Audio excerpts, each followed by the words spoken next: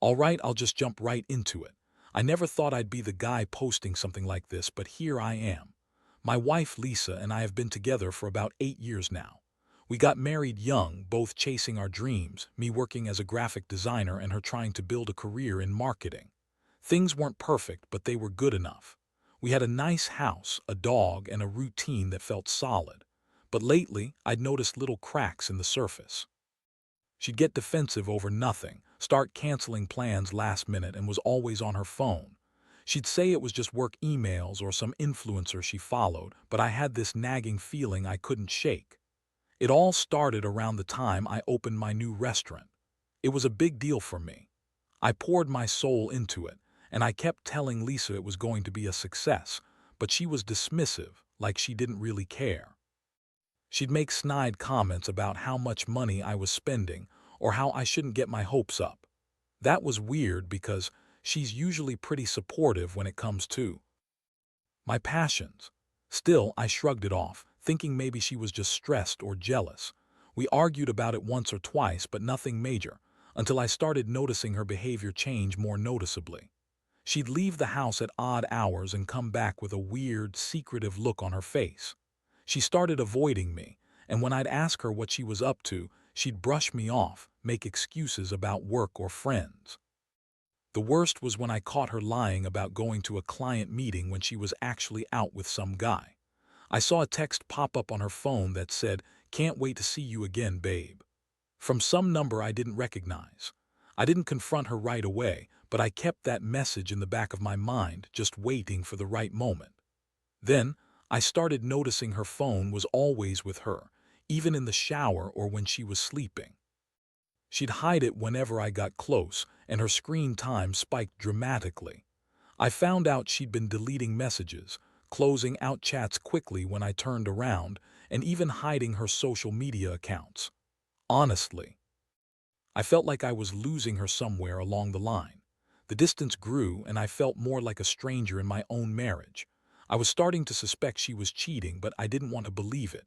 Still, the signs kept piling up, and I knew I had to find out the truth. One night I decided enough was enough. I stayed up late, waiting to see if she'd slip up. Sure enough, around midnight, I heard her sneaking out of the bedroom. I followed quietly, careful not to make a sound. She tiptoed down the hall, grabbed her coat, and slipped out the front door. I knew she was going to meet whoever it was, so I decided to follow. I grabbed my jacket, kept my distance, and trailed her in my car. She drove to some downtown bar I'd never been to, and that's when I saw her. There she was, sitting across from a guy I didn't recognize, tall, handsome, and way too close for comfort. They were laughing, leaning in, touching her arm like they'd known each other for ages. I could see her hair fall over her face, the way she tossed her head back when she laughed. Honestly, it was like a punch to the gut. I parked a few blocks away, just watching. I couldn't believe it. My wife, the woman I loved, was sitting there with some stranger, sharing drinks and probably more than just conversation. I felt a rage I never knew I had bubbling up. I wanted to storm in there and tear her apart, but I knew that wouldn't solve anything. I needed a plan, something smarter, something that would hit her where it hurt. When she finally got into her car and drove home, I waited until I heard her unlock the door.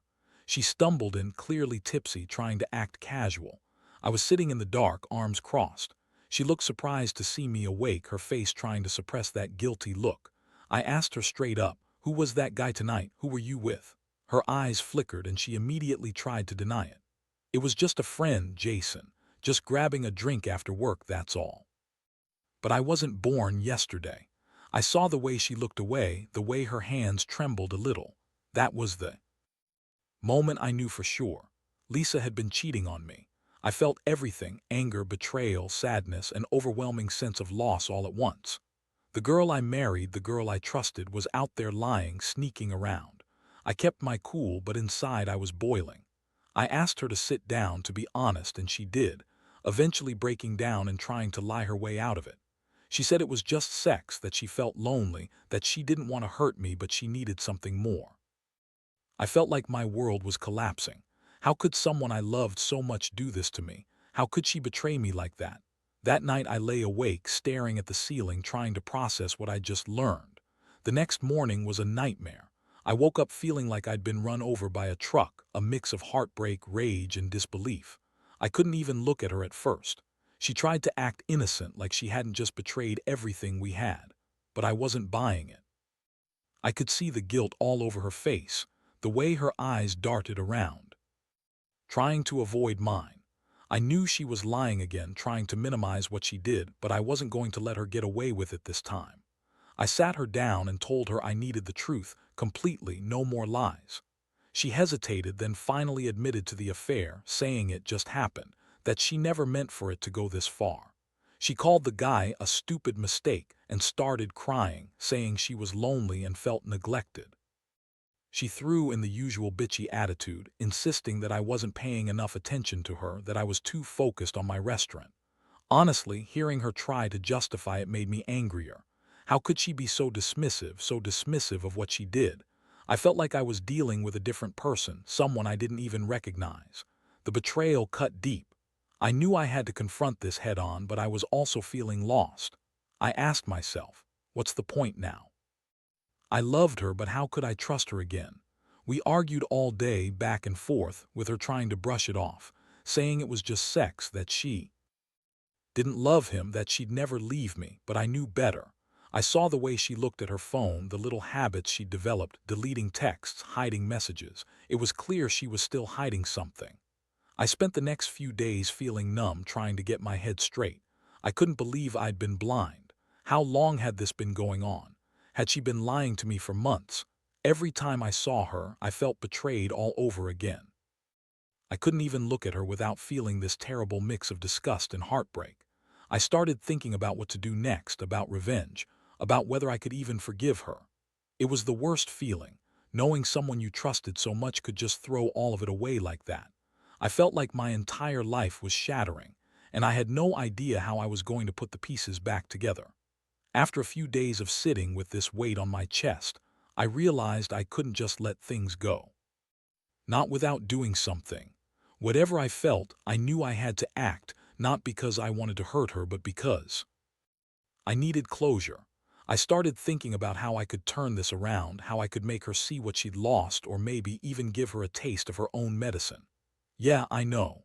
Sounded petty, but at that point I was just raw with anger and disappointment. I remembered how she'd been acting strangely about my restaurant, distant, distracted, sometimes even rude. That's when I made my decision. I wanted her to realize what she'd thrown away.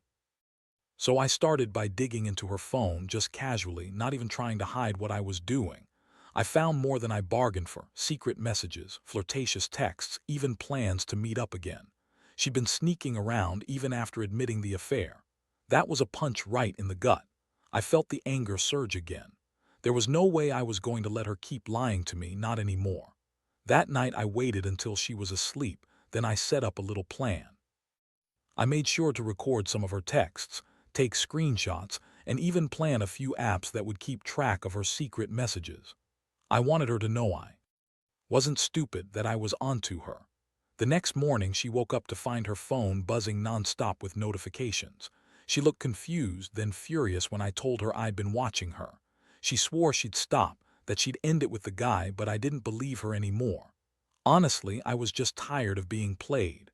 I told her I'd had enough, that I was done being the fool in her game. I wanted her to see that her lies and cheating had consequences. I told her I was going to expose everything, every dirty message, every sneaky plan. She started screaming, calling me paranoid, accusing me of spying on her because I was insecure. She's a bitch about it all to the core. She kept saying she loved me, that she'd never do it again, but I saw through her act. I knew she was lying just to get me off her back, just like she did every time before. I felt this cold resolve settle in. I wasn't going to let her keep hurting me, not anymore. Over the next few days, I put my plan into motion. I didn't want to just confront her coldly. I wanted her to understand she'd lost control. I started gathering all the evidence: screenshots of the secret messages, recordings of her sneaking out, and details of her plans to meet up again. I even reached out to the guy, just to hear what he had to say. Turns out, he was just some guy from her work. They'd met for coffee or whatever, but she'd been texting him relentlessly, trying to keep the affair alive. The worst part was knowing she'd lied so blatantly, so effortlessly, as if she thought she could keep me in the dark forever. One afternoon, I brought her into the living room, all the evidence laid out on the table. Her face went pale, then flushed red with anger. She started cursing me, calling me paranoid and insecure, insisting I was blowing things out of proportion. But I wasn't having it. I told her I knew everything. The texts, the plans, how she'd been lying from the start. I even told her I'd spoken to the guy, and he confirmed they'd been seeing each other for weeks. It was like her entire facade crumbled in that moment. Her reaction was classic. She got defensive, started crying, then switched to full-blown bitch mode. "You're just jealous," she spat. "This doesn't mean anything. You're overreacting because you're insecure." I couldn't believe how she could spin it like that. I was furious, but I kept my voice steady. I told her I wanted her gone, that I couldn't stand being lied to, being played for a fool. I said I'd had enough of her bullshit and that I was done pretending everything was fine. Her eyes flashed with rage, but beneath that I saw defeat. She knew she'd pushed me too far this time. That night she packed a bag and left, slamming the door behind her, shouting about how I was controlling and jealous. Honestly, I felt a mix of relief and emptiness. Part of me wanted to beg her to stay, to fix things, but I knew I couldn't. She'd betrayed me too many times, crossed every line I ever drew. I looked around the house, realizing I'd been living in a fantasy for too long, convincing myself everything was okay when it was. Now it was all out in the open. I didn't know what the future held, but I knew one thing: I was going to be a fool anymore. I was done being the guy who gets cheated on and stays quiet. It was time to take control and move on. In the days that followed, I felt like I was walking through a fog, disoriented, angry, but somehow lighter. The house was eerily quiet without her, and I finally allowed myself to breathe without that constant weight of suspicion hanging over me. I knew I'd made the right choice, even if it hurt like hell. The betrayal cut deep, but it also freed me from a lie I'd been living for too long. I spent those weeks focusing on myself, rebuilding my confidence, working on my restaurant, and reconnecting with friends I'd neglected during the chaos. Looking back, I realize I learned a lot through this ordeal. Trust is fragile, and I'll never take it for granted again. I also learned that some people are just good at lying, good at pretending everything's fine until it's too late. My wife, Lisa, was never honest with me.